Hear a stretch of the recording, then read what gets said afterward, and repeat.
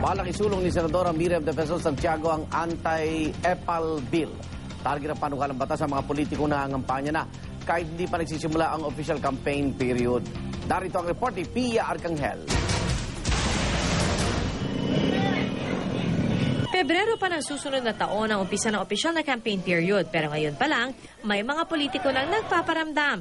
Kaya si Senadora Miriam Defensor Santiago balak isulong sa Senado isang illegal electioneering bill na tumatarget sa mga politikong pumapapel o EPAL.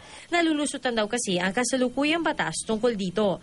Why a premature campaign is no longer a crime is the result of a legal technicality, the effect of which is to give the law a bad name. Pwede ka na pa ng mangampanya na hindi pa campaign period dahil dito sa pagbaluktot ng ating batas.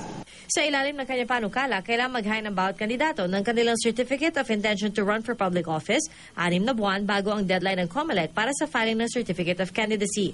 Nais ding ipagbawal ng senadora ang mga may balak tumakbo na tumanggap ng trabaho sa media o di kaya mag-advertise ng sarili o anumang produkto o serbisyo sa radyo, telebisyon o print. Wala ng EPAL! Huwag kayong magpalagay ng EPAL, ha?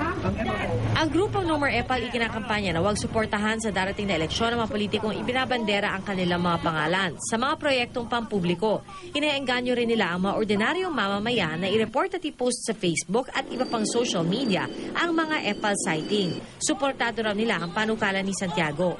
Sa tingin ko, isa ito sa mabisang paraan sapagkat kung may papatupad bilang batas, dapat lamang naman silang sumunod.